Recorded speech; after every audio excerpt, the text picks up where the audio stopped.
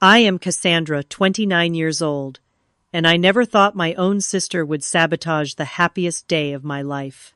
After spending $5,000 on my dream wedding cake, I watched in horror as Heather, my 22-year-old sister, deliberately knocked it over at the reception. Why? Because I refused to buy her a condo as a gift. The crazy part was not even the cake disaster, but what happened afterward when I finally stopped enabling her lifelong entitlement. Before I continue this unbelievable story, drop a comment telling me what you would have done in my situation, and subscribe to hear more family drama stories that will make yours seem normal. Growing up with Heather was like living with a ticking time bomb. The 7-year age gap between us created a natural division, but it was our parents' treatment that truly separated us. From the moment she was born, Heather became the golden child, the baby who could do no wrong. Meanwhile, I was expected to be the responsible one, the example setter, the one who should know better. Our childhood home in suburban Pennsylvania was comfortable, but not extravagant.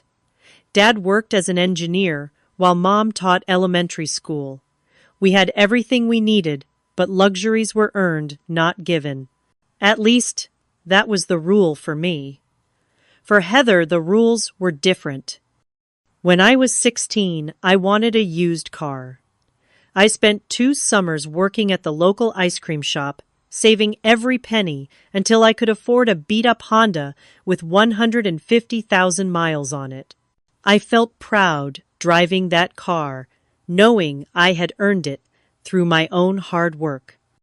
When Heather turned 16, our parents surprised her with a brand new Volkswagen complete with a big red bow on top. No job required, no savings needed. When I expressed my confusion about the double standard, Mom simply said, "Heather is more sensitive than you. She needs more support." This pattern continued throughout our lives. I worked multiple jobs to put myself through college, graduating with a business degree and only minimal student loans. Heather started and stopped 3 different majors with our parents, covering her tuition, apartment, and living expenses each time. "Your sister is still finding herself," my father would explain when I questioned why they kept financing her indecision. "Not everyone knows their path as early as you did, Cassandra." Despite the favoritism, I built a successful career in real estate. Through diligence and networking, I established myself as one of the top agents in our area by my mid-20s. I purchased my first home at 26, a milestone that brought me immense pride. Heather, meanwhile, developed an expectation that everything should be handed to her. When she wanted a spring break trip to Cancun her sophomore year, she threw a tearful fit until our parents paid for it. When she admired a designer handbag in a mall window, it somehow appeared under the Christmas tree. Her approach to life became simple: want, demand, receive. Our parents justified their behavior as keeping the peace. "You know how Heather gets," when she is disappointed, became their mantra. A phrase I would hear countless times throughout our lives. It was easier to give in than to weather the emotional storm that followed any denial. As adults, the pattern only intensified. Last year, Heather decided she needed a newer car because her 5-year-old Volkswagen was embarrassing her. After our parents hesitated, she stopped speaking to them for 3 weeks. They eventually gave in, helping with the down payment on a luxury SUV she clearly could not afford on her part-time barista salary. When she wanted to join her friends on a 2-week European vacation, she expected me to contribute. "You make so much money selling those big houses," she argued. "What is a couple $1,000s to you?" When I refused, she spread rumors among our extended family that I had become selfish since finding success. 3 years ago, I met Jordan, an architectural engineer, with a level head and strong sense of fairness. Coming from a family with healthy boundaries, he immediately noticed the dysfunction in mine. "Your parents are setting Heather up for a lifetime of disappointment," he observed, after witnessing one of her tantrums over our mother refusing to buy her concert tickets. The real world will not cater to her like this. Jordan became my strongest ally, encouraging me to set boundaries while offering perspective I desperately needed. When I would waver, feeling guilty about saying no to my family, he would remind me that true love sometimes means allowing people to experience the consequences of their actions. Our engagement 2 years ago shifted family dynamics yet again. Suddenly, attention was on me in a way it had never been before. Heather, who had always been the family focal point, struggled with this change. "I assumed I would be your maid of honor," she stated, when I asked my best friend Amanda instead. "We are sisters, after all." What she failed to recognize was that Amanda and I spoke daily, supported each other through every life challenge, and had a relationship built on mutual respect. Heather and I shared DNA, but little else. Still, to keep the peace, I made her a bridesmaid and included her in all wedding activities. Looking back, I should have seen the warning signs. Every dress fitting, every venue visit, every planning session became an opportunity for Heather to redirect attention to herself. But nothing prepared me for what would happen when she decided that my wedding day was the perfect leverage point to get what she wanted, most property she had not earned. Planning my wedding should have been one of the happiest times of my life, and in many ways it was. Jordan and I had saved for 2 years to create our perfect day, a celebration that would reflect our journey and the life we were building together. We chose a historic mansion with sprawling gardens for our venue, a place where modern elegance met timeless charm, much like our relationship. My dress was a custom creation, designed to complement the architectural elements Jordan loved while incorporating the vintage aesthetic that spoke to my heart. The flowers, the music, the vows we wrote ourselves all came together beautifully in our planning. But one element held special significance beyond all others: the cake. This was not just any wedding cake. My grandmother had been a celebrated baker in our hometown, known for her unique flavor combinations and structural masterpieces. Before she passed away 5 years ago, she had given me her prized recipe book with one request: use the champagne buttercream for your wedding day. It was what I made for my own, and there is no better way to start a marriage than with something that sparkles. I found a baker who worked with me for 6 months to recreate my grandmother's champagne buttercream, testing sample after sample until the taste transported me back to her kitchen. The cake itself was designed as a 5-tier masterpiece with hand-piped details mimicking the architectural elements of our venue and subtle nods to our shared passions. The price tag of $5,000 reflected both its artistic value and emotional significance. Heather, however, saw the cake as another example of me showing off my success. During a cake tasting session that I had thoughtfully included her in, she made her feelings clear. $5,000 for something everyone is just going to eat anyway, she scoffed loudly enough for the baker to hear. Must be nice to throw money around like that. What she failed to understand was that Jordan and I had budgeted carefully for every aspect of our wedding. We had prioritized certain elements like the cake and photography while making compromises in other areas. We had declined a live band in favor of a DJ, chosen seasonal flowers to reduce costs, and limited our guest list to 120 people instead of the larger celebration we initially envisioned. As a bridesmaid, Heather created constant friction. When I selected sage green dresses for the bridal party, she complained that the color washed her out. When I arranged a weekend at a mountain cabin for my bachelorette party, she pushed for a more expensive trip to Las Vegas. When the makeup artist created a subtle, elegant look for the bridal party, Heather insisted her own makeup be more dramatic to stand out. Throughout all this, I kept reminding myself that this tension was temporary. What mattered was starting my life with Jordan, building our future together. We were saving for our first home as a married couple, carefully setting aside money from each paycheck for a down payment on a property we could grow into. Despite Heather's behavior, I had still offered to help her with her own housing situation. After college graduation, she had struggled to find full-time employment that could support her desired lifestyle. When she mentioned wanting to move out of our parents' house into her own apartment, I agreed to co-sign her lease application, knowing her limited credit history and part-time income would make approval difficult otherwise. I had even created a moving fund for her, setting aside $2,000 to help with security deposits, furniture, and initial expenses. This was not an insignificant amount for me, even with my real estate success. Jordan and I lived comfortably, but were far from wealthy, especially with our wedding expenses and home savings goals. "You are more generous than I would be," Jordan commented when I told him about the moving fund.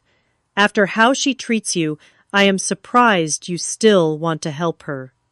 "She is my sister," I replied. "I want her to succeed even if we do not always get along. Maybe having her own place will help her grow up a bit." 3 weeks before our wedding, Heather asked me to meet for coffee. I assumed she wanted to discuss some last-minute bridesmaid details, perhaps her hairstyling or shoes. I could never have predicted what she actually wanted. We sat at an outdoor table at our local coffee shop, the spring sunshine warming the air around us. Heather was uncharacteristically quiet as she stirred her elaborate iced coffee concoction, avoiding eye contact. Finally, she looked up. "So I have been thinking," she began, an expression of practiced casualness on her face.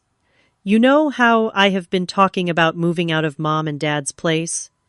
I nodded, assuming she wanted to discuss the lease co-signing I had already agreed to. "Well, I found this amazing condo downtown. It is perfect, Cassandra. 2 bedrooms, updated kitchen, walking distance to all the best restaurants and shops." "That sounds nice," I replied cautiously, sensing where this might be heading. "Have you talked to the leasing office about application requirements?" Heather laughed a short, sharp sound. "Oh, I am not looking to lease it. It is for sale. $1.2 million. I nearly choked on my coffee. "Heather, that is way outside your budget. Even with a good job which you do not currently have, that would be stretching yourself too thin." That is the thing she said, leaning forward with an intensity that immediately put me on guard. "I do not need it to be in my budget. You are a real estate agent. You make commission on million-dollar properties all the time. You and Jordan have all that money saved up." I sat in stunned silence as she continued. "My birthday is coming up in 2 months. I want the condo as my gift. You could buy it for me, or at least cover the down payment. You know, as an early birthday gift, an investment in my future." The audacity of her request left me speechless.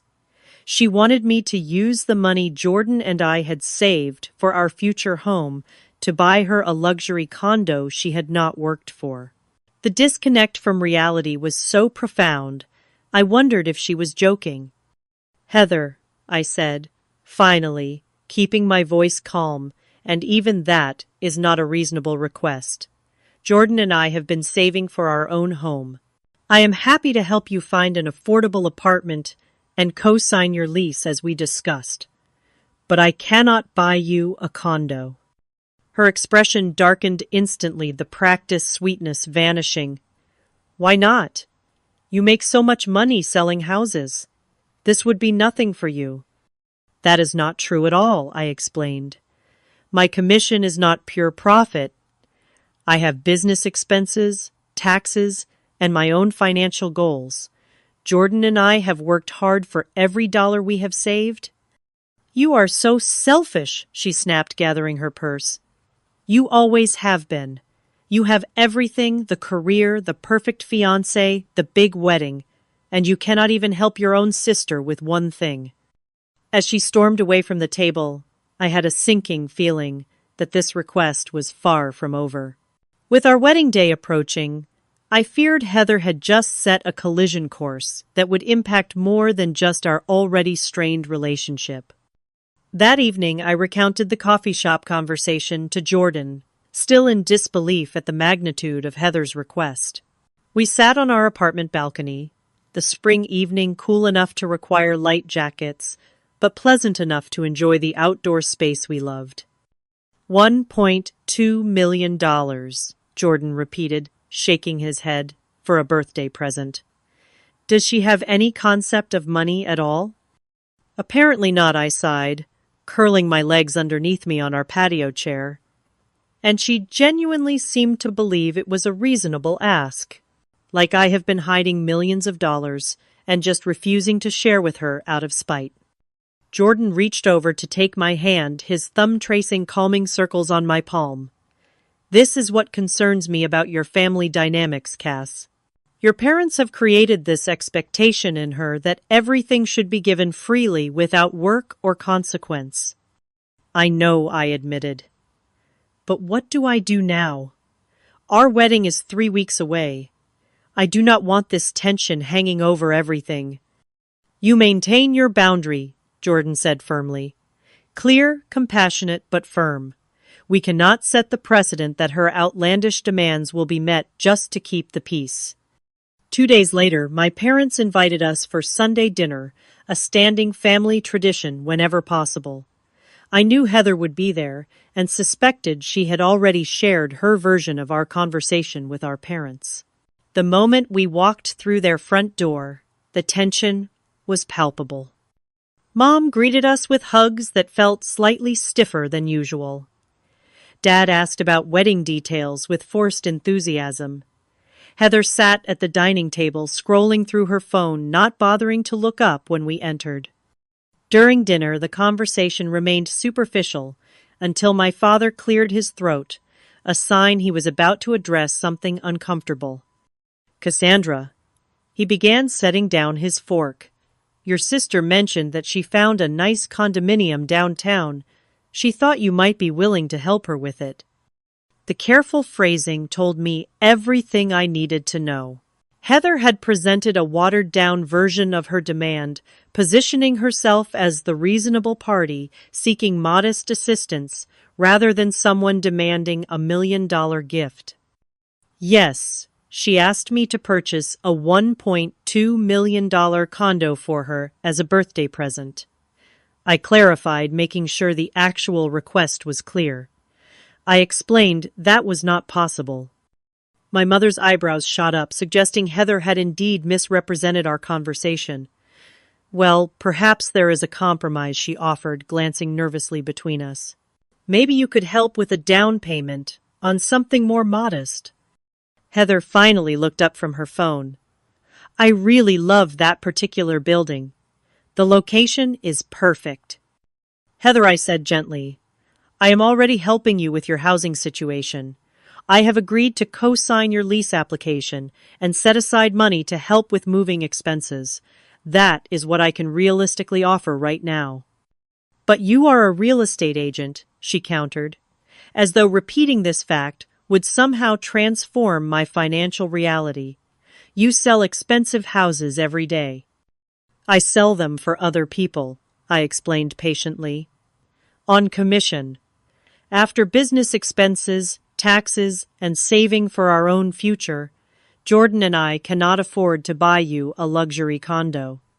What about a loan then? My father suggested, ever the mediator.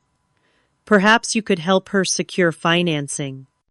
Jordan shifted beside me, and I could sense his growing frustration with my family's inability to recognize the unreasonableness of the request.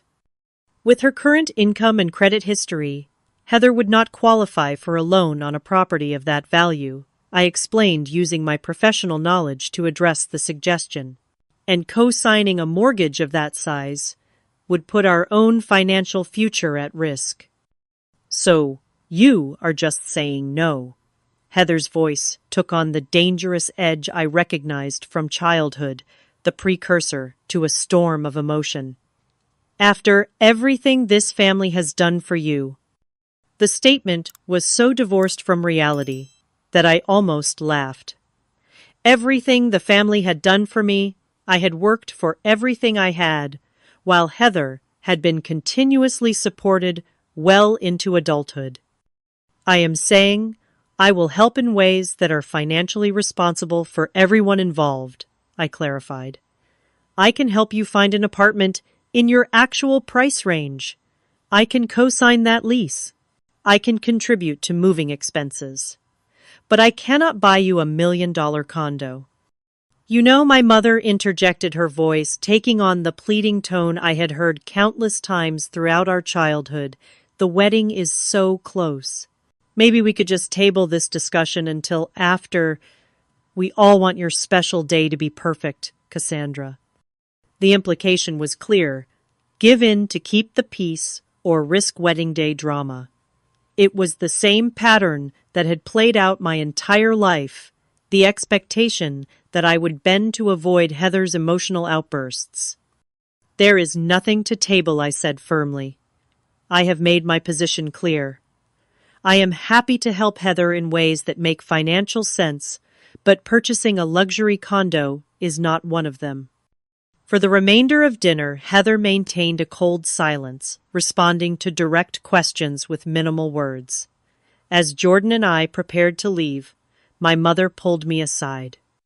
You know how she gets when she is disappointed. She whispered her standard refrain whenever Heather did not get her way. Maybe you could at least look at some other options with her. Something more affordable that you could help with.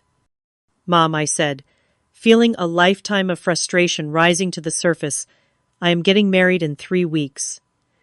I have my own future to think about. I have already offered Heather reasonable help.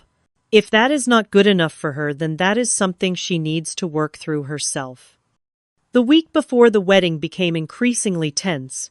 Heather showed up late to the final dress fitting, complained loudly during the rehearsal dinner, and made passive-aggressive comments whenever I was within earshot. Hope your cake is worth every penny, she remarked during the venue walkthrough, since apparently money only matters when it is something for me. Be careful, she said, as we discussed reception seating. Things have a way of falling apart when people are selfish.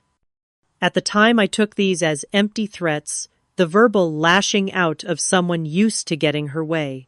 I never imagined she would actually follow through on the implied sabotage, that she would turn my wedding day into a battleground for her perceived injustice. But looking back, all the warning signs were there, flashing red in a pattern I had become too accustomed to seeing.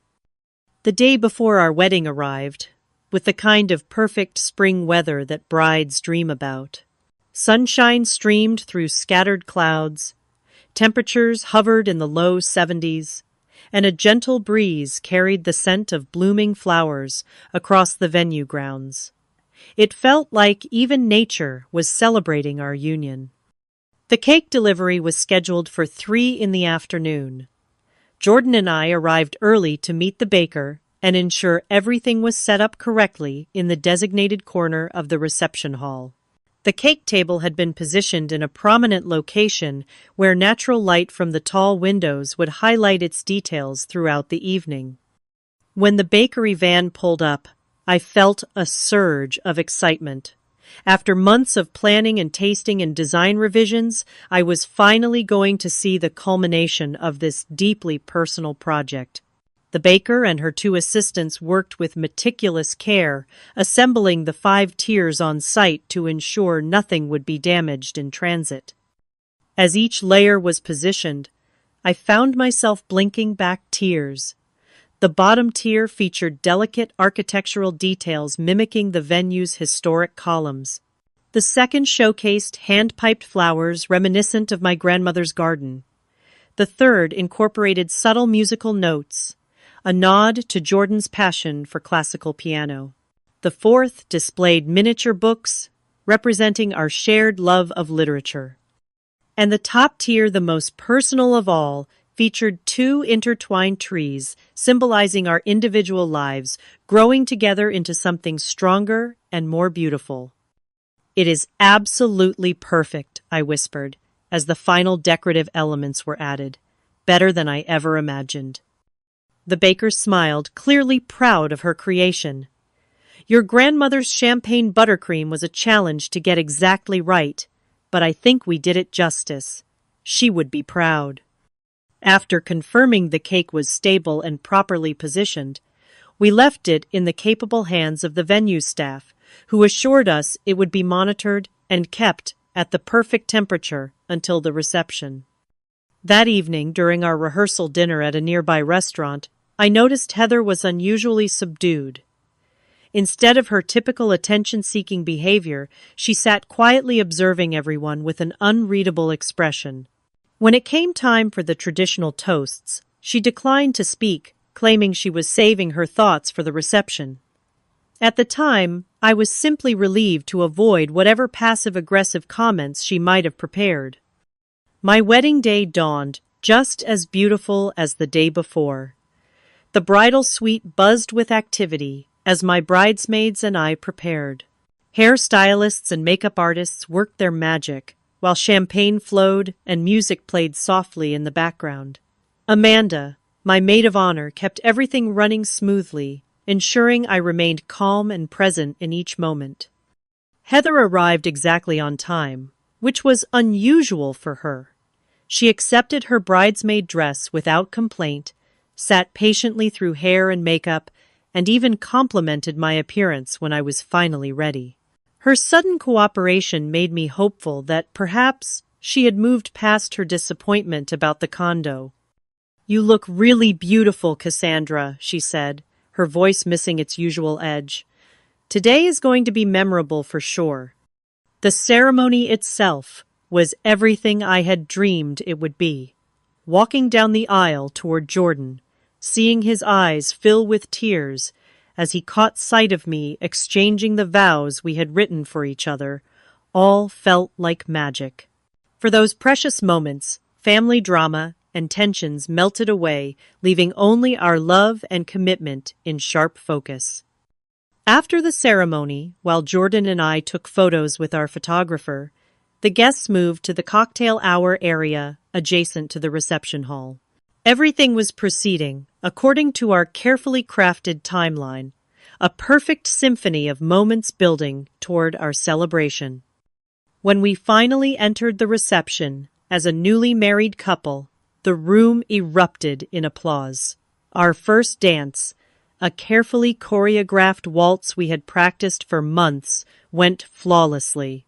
Dinner service began promptly. The speeches from our friends and family members struck the perfect balance between humor and sincerity, and the dance floor filled with joyful guests. Throughout it all, I kept noticing the cake in my peripheral vision, standing proud and beautiful in its designated corner. Guests would occasionally wander over to admire it, pointing out details and taking photos. The cake cutting was scheduled for 8:30 after the main dancing portion, but before some of the older guests would begin to depart. At 8:15, I watched as Heather, who had been dancing with one of Jordan's cousins, excused herself and made her way toward the cake table. Something about her purposeful stride triggered an alarm in my mind, but before I could react, she had already reached her destination. What happened next seemed to unfold in slow motion, though it took only seconds. Heather approached the cake table, glanced around to ensure people were watching, then deliberately bumped against it with her hip. The beautiful 5-tier masterpiece that had taken months to plan and create wobbled once, twice, and then toppled forward in a cascade of buttercream and cake. The crash silenced the entire reception. Pieces of my grandmother's recipe, the hand-piped details, the symbolic elements representing our relationship, all lay scattered across the hardwood floor in a devastating display of destruction. Heather stood beside the mess, a small smile playing at the corners of her mouth. "Oops," she said loudly enough for nearby guests to hear. Guess I should watch where I am going. I froze, unable to process what I was seeing. Jordan appeared at my side, his hand finding mine and squeezing gently in support. My mother rushed over not to address the deliberate sabotage, but to attempt damage control in her typical fashion. "You know how she gets when she is disappointed," she whispered urgently in my ear, as though this explained and excused the deliberate destruction of something so meaningful on my wedding day. In that moment, something shifted inside me. A lifetime of accommodating Heather's tantrums, of making excuses for her behavior, of sacrificing my own boundaries to keep the peace, all crystallized into perfect clarity. This was not a childish outburst or a momentary lapse in judgment. This was a calculated act of malice designed to punish me for not giving her what she wanted. Yet I did not react. I did not cry or yell or cause a scene that would further disrupt our wedding. Instead, I squeezed Jordan's hand back, took a deep breath, and addressed our guests. "Well, it looks like we will be serving cake a little differently than planned," I said, maintaining a calm I did not feel. "Please enjoy the dessert bar while we get this cleaned up." Our wedding coordinator and venue staff immediately began addressing the mess. Several of Jordan's family members, who had witnessed the clearly intentional nature of the accident, stepped in to help. My friend Amanda quickly organized the dessert bar service to compensate for the lost cake. Throughout it all, I maintained my composure, refusing to let Heather's actions define our wedding day. We continued with the reception dancing and celebrating with our guests, who thankfully focused on our joy rather than the cake disaster. But inside, I was done. Done with the enabling, done with the excuses, done with sacrificing my own well-being to accommodate someone who had never shown me the same consideration. As Jordan and I shared our last dance of the evening, I made a decision that would forever change my relationship with my sister and parents. "I know that look," Jordan said softly as we swayed to the music. "You have reached your limit. Have not you?" I nodded against his shoulder. "There have to be consequences this time, real ones." "Whatever you decide," he promised, "I am with you completely." As we left the reception amid sparklers and well wishes, I felt a strange sense of calm. The cake disaster, while painful, had given me the clarity I had been searching for throughout my adult life. It was time to stop enabling behavior that would only grow more destructive if left unchecked. After the last guest departed and we returned to our hotel suite, I kicked off my wedding shoes and sat cross-legged on the bed, my beautiful gown pooling around me like a cloud. Jordan loosened his tie and sat beside me, neither of us quite ready to process the day's events. "I keep thinking about her face," I said, finally breaking the contemplative silence. "She was proud of what she did, Jordan, proud of ruining something that meant so much to me." "I know," he replied, taking my hand. "The question is, what do you want to do about it? We leave for our honeymoon tomorrow. We could just disconnect, enjoy our trip, and deal with all this when we get back." I shook my head, a plan already forming. "No, this needs to be addressed now before she has time to spin the narrative. But I am not going to yell or cry or give her the emotional reaction she wants." Jordan nodded, understanding my intention. "Strategic rather than emotional." "Exactly," I confirmed. "Heather has never faced real consequences for her actions. Our parents have always cushioned her from the natural results of her behavior. But I will not do that anymore." I reached for my laptop and opened at the screen, illuminating my determined expression. First, I logged into my bank account and accessed the special savings account I had labeled Heather's Moving Fund. With a few clicks, I transferred the $2,000 back into our main savings account. Next, I drafted an email to the property management company where I had submitted paperwork to co-sign Heather's lease application. The email was professional and direct, explaining that I needed to withdraw my co-signing offer due to changed circumstances. I included all the necessary reference numbers and requested confirmation of the withdrawal. "Are you sure about this?" Jordan asked, reading over my shoulder. "This means she probably will not get approved for the apartment." "I am absolutely sure," I replied, clicking send without hesitation. What kind of message would it send if I helped her secure housing after she deliberately destroyed our wedding cake, that her behavior has no impact on my willingness to do her favors, that she can treat me however she wants and still expect my support? Jordan nodded, pulling me close. "I think this is the right call. It is not vindictive. It is simply a natural consequence of her actions." "Exactly," I agreed. "I am not doing this to hurt her. I am doing it because continuing to enable her behavior hurts everyone, including her, in the long run." My phone began buzzing with text messages from my parents. They had clearly spoken to Heather and were now attempting to minimize the situation. "It was just a cake," my mother wrote.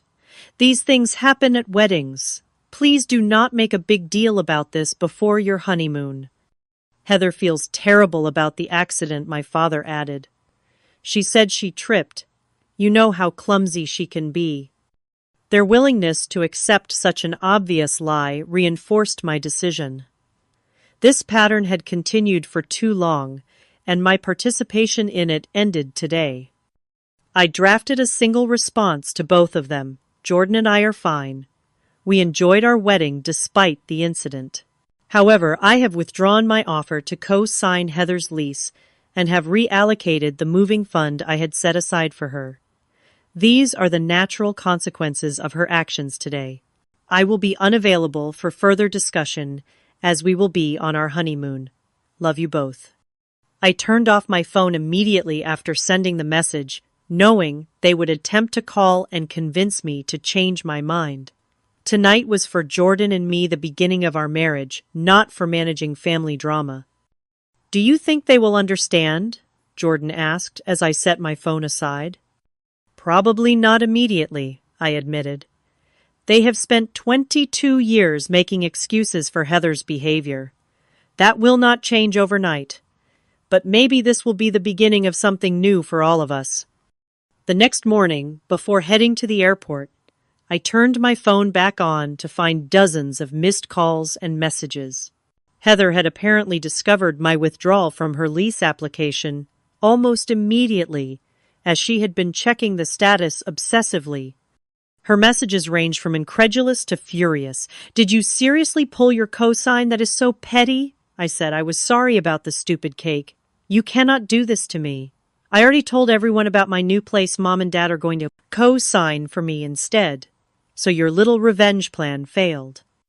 My parents' messages were more measured, but carried the same underlying expectation that I would relent. "Cassandra, we understand you are upset, but this seems extreme.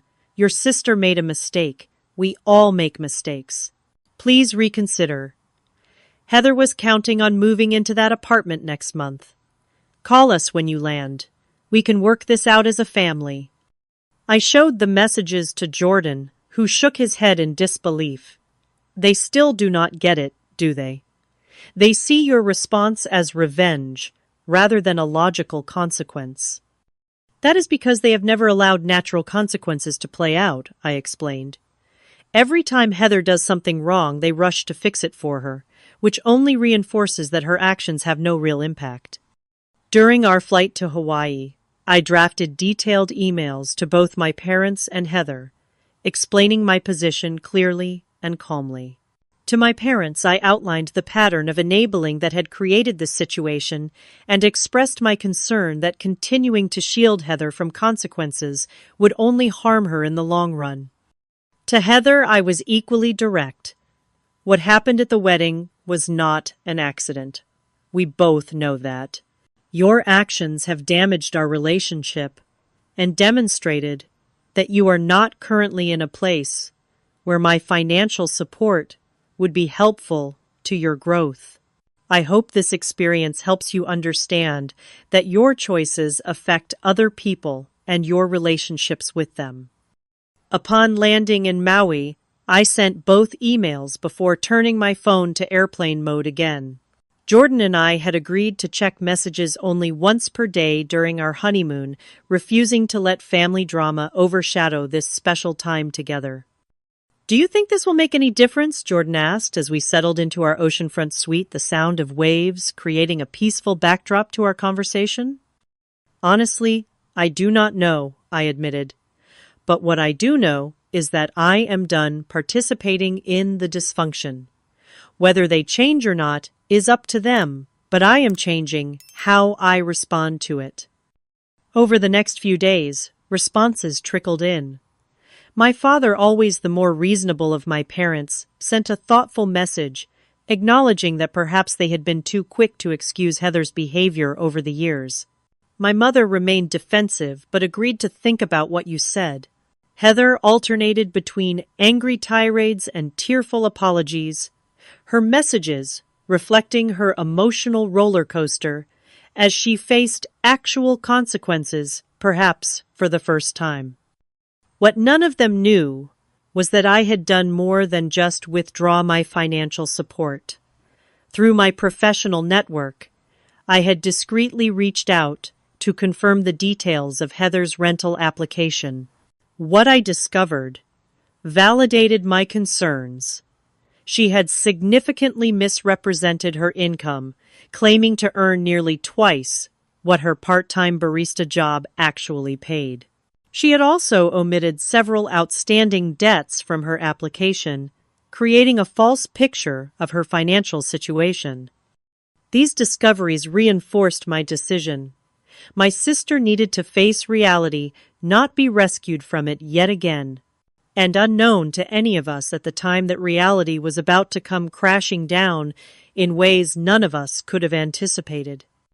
Jordan and I were enjoying a peaceful breakfast on our lanai, watching the Hawaiian sunrise paint the sky in brilliant oranges and pinks when my phone exploded with notifications.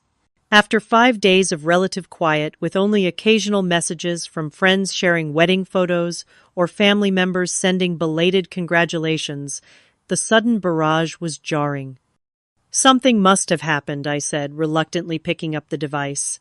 "There are 12 missed calls from Heather, 8 from Mom, and even 3 from Dad."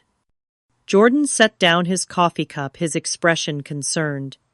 "Do you want to check now, or wait until our designated message time?" I sighed, the peace of our morning already disturbed. Might as well check now. If it is important enough for all of them to call repeatedly, we should probably know what is going on. The first voicemail was from Heather, her voice high-pitched and frantic. "Cassandra, call me back right now. They rejected my application. The apartment complex sent a notice saying they cannot approve me without a cosigner. You have to fix this." The second message, also from Heather, but left 20 minutes later, was even more desperate. "They did a credit check. They found out about my credit cards. How did they find those? I never put them on the application. Call me back." The third, from my mother, was predictably placating. "Honey, your sister is having a meltdown. The apartment complex rejected her application. I know you are on your honeymoon, but could you please call the leasing office and sort this out? You know how important this move is to her." I scrolled through the remaining messages, each one more urgent than the last, until I reached one from my father that caught my attention. "Cassandra, this is bigger than the apartment. The university housing office sent Heather a notice about her campus apartment, too. Something about unpaid rent from last semester. They are threatening collections. Please call when you can." The final message from Heather, left at exactly 10:30 that morning, was simply sobbing, interspersed with incomplete sentences. "They are going to evict me. Student loans. Credit score ruined. Nowhere to go. All your fault." I set the phone down, meeting Jordan's questioning gaze. "It looks like reality is catching up with Heather all at once. I explained, summarizing the messages. So the apartment rejection triggered a cascade of other financial issues, he asked. I nodded, piecing together the situation from the fragmented information. From what I can gather, when the apartment complex rejected her application, they sent a formal notice explaining why. That prompted her to check her credit report, which apparently revealed things she has been hiding or ignoring. And simultaneously, it seems the university housing office has sent her some kind of notice about unpaid rent. What are you going to do? Jordan asked, not pushing in either direction but offering his support whatever I decided. I considered the situation carefully. I think I need to get the facts before responding. Heather tends to catastrophize, and my parents enable that behavior by immediately jumping into crisis mode. Let me make a few calls to understand what is actually happening. First, I called the leasing office of the apartment complex, identifying myself as a real estate agent, inquiring about their application requirements. Without mentioning Heather specifically, I was able to confirm that they had recently implemented stricter credit requirements due to an increase in tenant defaults. Applications with significant unreported debt or inconsistent income verification were being automatically rejected. Next, I contacted a colleague in the financial advising field, asking hypothetical questions about student housing and unpaid rent. She explained that many universities had tightened their policies post-pandemic, actively reporting housing debt to credit bureaus and being more aggressive about collections. Armed with this information, I finally called my father, knowing he would provide the most objective account of the situation. Dad, it is Cassandra. What exactly is happening with Heather? He sighed heavily before answering. It all blew up this morning. Heather received an official rejection letter from the apartment complex at 8:30. They cited her limited income, poor credit history, and lack of a co-signer as reasons for denial. When she saw the credit history part, she checked her credit report for the first time in years. Apparently, she has maxed out 3 credit cards we did not know about, missed payments on her car loan repeatedly, and has not been paying her portion of the university housing costs for her final semester. And what about the university notice? I prompted. That came by email at 10:30 this morning. Because she has not been paying her housing fees, the university is canceling her spring graduation and placing a hold on her transcripts until the balance is paid. They are also referring the account to collections if not paid within 30 days. The full picture was becoming clear. Heather's financial house of cards was collapsing, and for the first time my parents were seeing the extent of her irresponsibility. How much does she owe in total? I asked. From what we have pieced together, about $22,000 across all the debts. The university housing is $8,000 of that. I whistled softly. And I am guessing she expected you and Mom to pay it all. She did, he admitted, his voice heavy with realization. And honestly, your mother wanted to. She was already talking about taking a loan against her retirement account. But after your email, I have been thinking a lot about the patterns we have created. I stopped her from making any financial moves until we had a chance to think this through. This admission surprised me. My father had always followed my mother's lead when it came to Heather prioritizing peace over accountability. That is unexpected, I said carefully. What made you reconsider? There was a long pause before he answered. The cake, Cassandra. I saw what happened at your wedding. Everyone did. It was not an accident, and pretending it was has been eating at me. When you called us out on our enabling behavior, it hit home harder than you know. His words brought unexpected tears to my eyes. So what happens now? I asked. Your mother and I are meeting with Heather this evening to discuss options. She wants us to pay everything off and co-sign her new lease application. I am less convinced that is the right approach. Would you like my thoughts? I offered, careful not to push too hard on this fragile new awareness. Please, he replied. You have always had a clearer perspective on these dynamics than either of us. I took a deep breath, organizing my thoughts. I think Heather needs a path forward that includes both support and accountability. Paying off all her debts without any responsibility on her part would just reinforce the pattern. But leaving her completely on her own might be too overwhelming for her to manage, given that she has never had to face consequences before. What would that middle path look like? He asked. It could involve conditions, I suggested. Maybe you help with the university housing debt so she can graduate, but only if she attends financial literacy classes. Maybe you help her find a more affordable apartment, but require her to maintain full-time employment. Maybe you help restructure her credit card debt, but have her meet with a financial advisor monthly to stay on track. Conditions, my father repeated, as though testing out the concept. That actually makes a lot of sense. After ending the call with my father, I turned to Jordan, who had been giving me privacy while remaining supportively nearby. It sounds like this might be a turning point for your family, he observed. Maybe, I agreed cautiously. At least for my dad, Mom will be harder to convince, and Heather will fight any solution that requires effort on her part. But it is a start. Later that evening, my father called again to update me on their family meeting. As expected, Heather had initially rejected any solution that included conditions or personal responsibility. I just need help this one time, she had insisted, according to my father. Then I will get everything under control.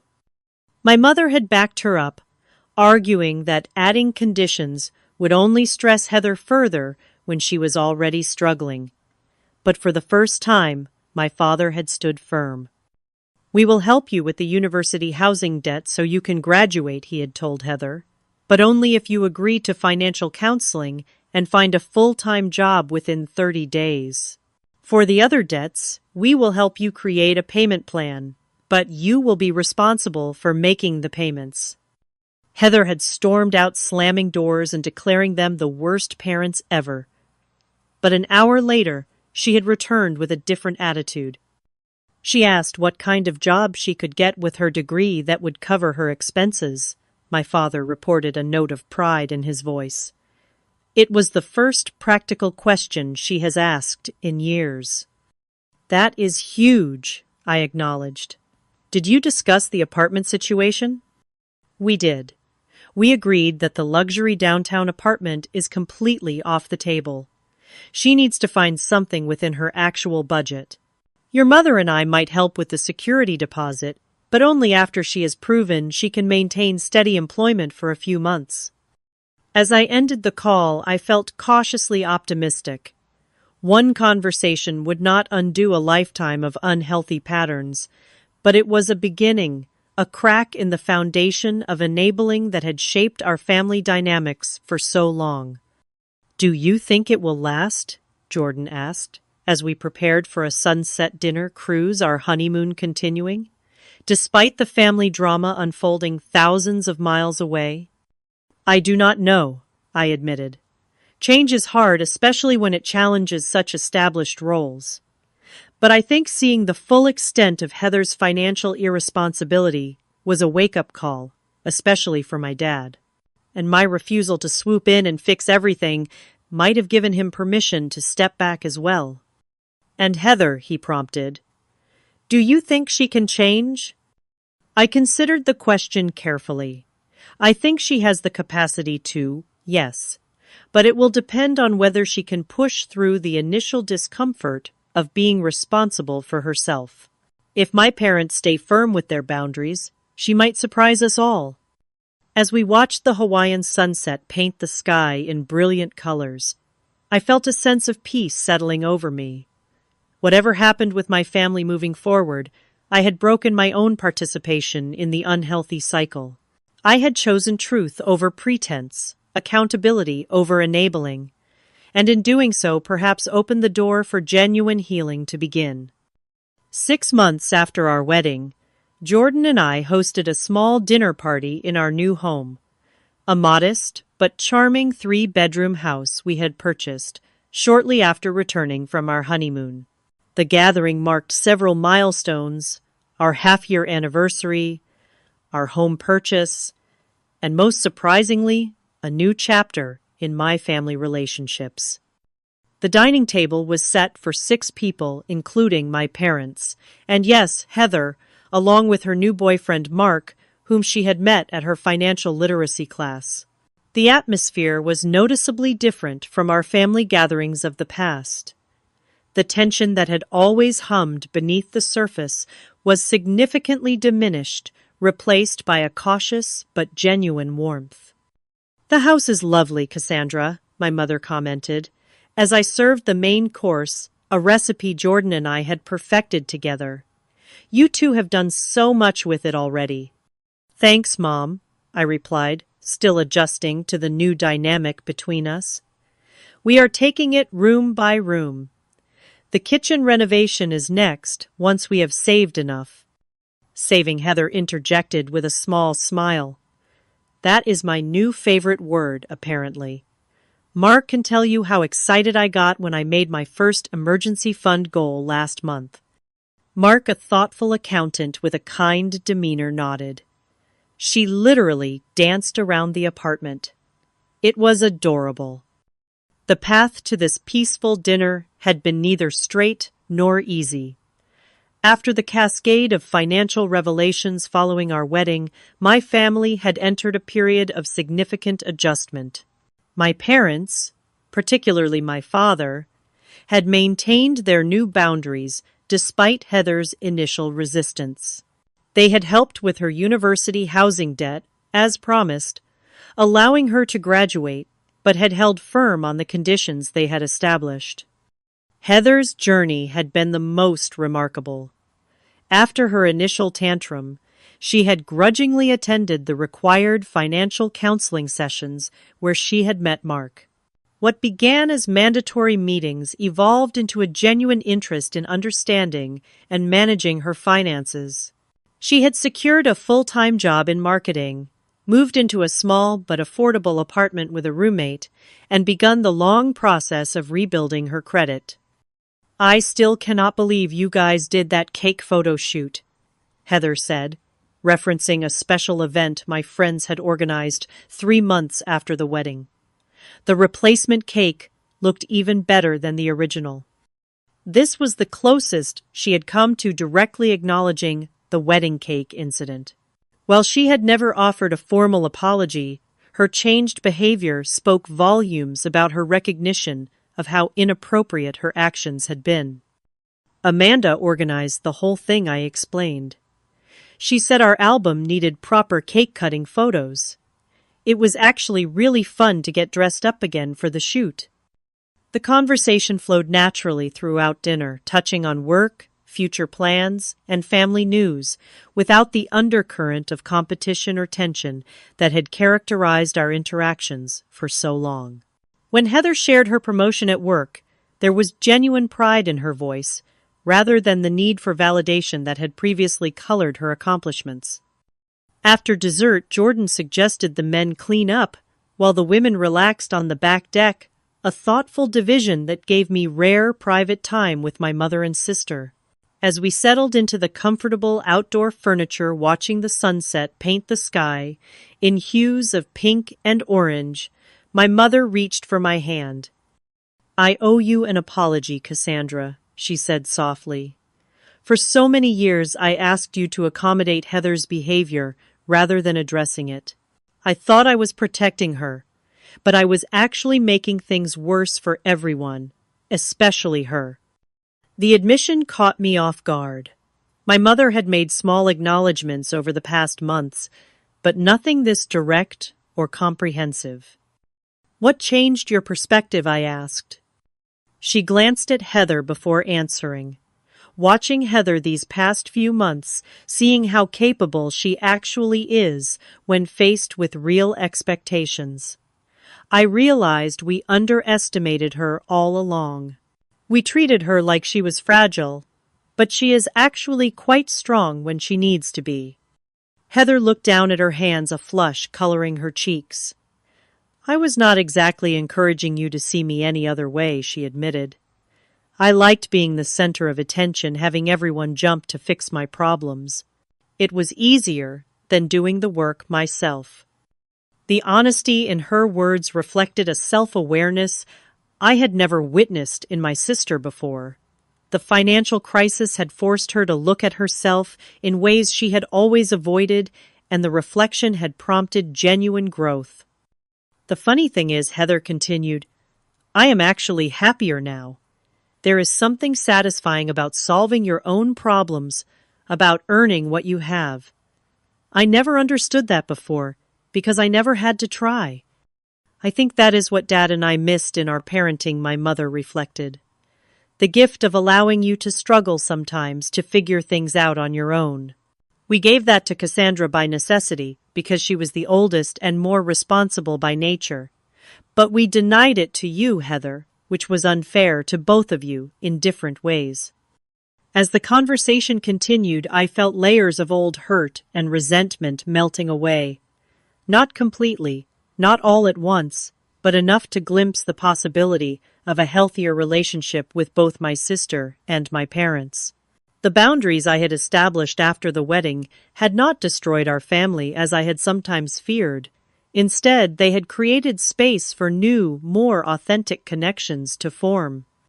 When Jordan, my father, and Mark joined us on the deck, bringing coffee and lingering over conversation until stars appeared in the night sky, I was struck by how different this gathering felt from any in our family history. There was a genuineness to our interactions, a mutual respect that had previously been absent. After our guests departed, Jordan and I settled on the couch, his arm around my shoulders as we decompressed from the evening. That went really well, he observed. Better than I expected, honestly. Me too, I agreed. There were moments that felt almost normal, whatever normal is supposed to be for families. Are you still glad you took that stand after the wedding? He asked, even with all the drama it caused initially. I considered the question carefully. Absolutely. I think that moment was inevitable in a way. The patterns were so entrenched that it would have taken something significant to break them. The cake was just the catalyst. The $5,000 catalyst, Jordan teased gently. I laughed, leaning into his embrace. True. But in retrospect, it was worth every penny. Not for the cake itself, but for what came after. The honesty, the growth, the healthier relationships. You cannot put a price tag on that. The journey from that wedding day disaster to this peaceful evening had taught me lessons I would carry throughout my life. I had learned that true support sometimes means allowing people to face the consequences of their choices, that boundaries are not punishments, but necessary elements of healthy relationships. That enabling behavior ultimately harms everyone involved, including the person being enabled. Most importantly, I had learned that breaking unhealthy patterns requires courage, consistency, and a willingness to weather temporary discomfort for long-term growth. By refusing to participate in the cycle of enabling that had defined our family for decades, I had opened the door to something better, something more authentic, and ultimately more loving. Have you ever had to set difficult boundaries with family members? Drop a comment below sharing your experience and how it changed your relationships. If this story resonated with you, please hit the like button and subscribe to hear more real-life stories about family dynamics and personal growth. Share this video with someone who might be struggling with similar situations in their own family. Remember, sometimes the hardest decisions lead to the most necessary healing. Thank you for listening to my story, and I wish you courage in your own journey toward healthier relationships.